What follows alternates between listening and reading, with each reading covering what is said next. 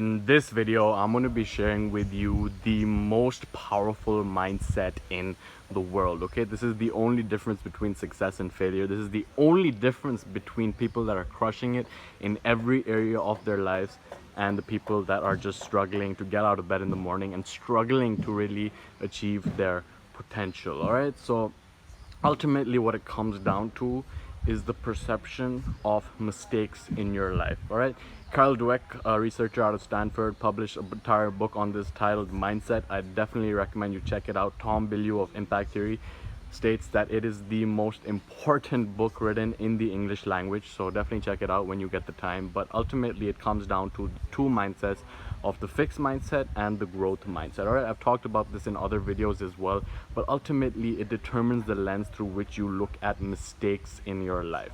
When you look at a mistake as something that is damaging to your identity and you retreat from it, then you will never really make the decisions that allow you to move forward into growth. Okay, because when we look at a mistake, quote unquote, really what it does is sharpen our vision of reality. All right, if we can really dig deep into what the particular mistake, quote unquote, that we made in our lives is trying to teach us, we can develop a view on reality that is more in alignment with the objective rather than the subjective of what we think it is, and whether we look at it as a damaging admission to our identity and sense of self, or whether we look at it something that we can learn and grow from. Okay, so ultimately the first characteristic that you must develop in order to look at mistakes as something that are a growth mechanism for you is to be humble. All right, Epictetus, the Stoic philosopher, said that you cannot learn that which you think you already know.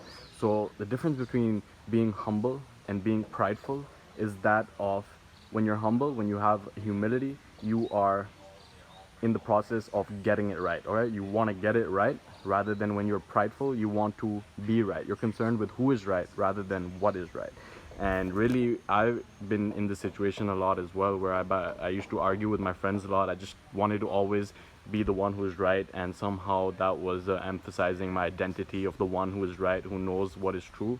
But when we really develop that humility to understand that there's something to learn from everyone, there's something to learn from every situation that we encounter, then that really sets up a large room for improvement moving forward as well. All right, so humility is obviously a huge one. It's been talked about by all the major spiritual teachers, and right now I'm getting distracted by this construction happening in the background and the insects are getting louder and louder, but I just stay humble and try to figure out what I can try. I keep using that word, which I don't like because it doesn't imply that I'm doing something, but my intention is just to always use the information that is coming into my awareness as feedback on how I can actually improve and do better. All right, and that is the ultimate mindset, that of knowing that every situation in your life is an opportunity to learn. Every person that you encounter, they have something to teach you, and if we can just remain open, remain curious, and remain non-judgmental, then we really set ourselves up for learning with a maximized potential. Okay, so the second aspect that you need to really develop, the characteristic that you need to be aware of, is that of responsibility. Because when we are not responsible, when we don't take responsibility, then we are at the effect of circumstances in our environment rather than using the circumstances as stimulus that can fuel our growth. Okay, for example, two people can go through the same situation. One of them looks at what they can learn from it, the second one thinks that they're a victim of it. All right, I've talked about the story of the two brothers before. Both of them had the same father who was an alcoholic and abusive. One of them ends up exactly like the father, the second one ends up completely opposite. And when they are asked why they ended up the way that they did, both of them had the same answer, which was, with a father like that, what would you expect? Okay, so it really depends on the perception and being responsible rather than reactive. Because when we're responsible, we choose how we are showing up in a particular situation, but when we are reactive, we are at the effect of outside stimulus and how it is impacting our behavior. Okay, so at the end of each day, if you can just ask yourself the following 3 questions, that will really set you up to reflect on the situations in your life rather than keep repeating the same mistakes again and again and not really extracting the lesson that we can get from them. Okay, so at the end of each day, first of all, ask yourself, what are 3 amazing things that happened today?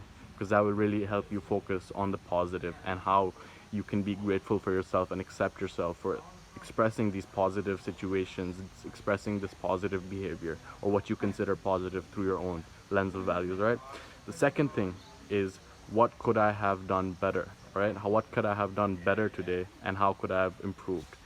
And then once you look at that, it's like you look at the places where there are leaks, the places where you made some mistakes, where you didn't act in your best interest, and then you ask yourself and provide yourself with the stimulus to ask how you can do better, right? And then the third question is how you could have behaved differently, and that is where you look at the optimization that you can make and really put it down in terms of how you can make that optimization moving forward. So if you ask yourself those three questions at the end of every day, then every day becomes information that you can use to go ahead and improve yourself moving forward. All right, so journaling is a huge one. I journal first thing in the morning and first thing or last thing at the day before going to sleep. So if you can do that, it'll really provide you with the information you can reflect on and analyze how to improve your behavior moving forward. Okay, with that being said, this has been Saleem. I hope this has been valuable for you, and I will see you in the next video.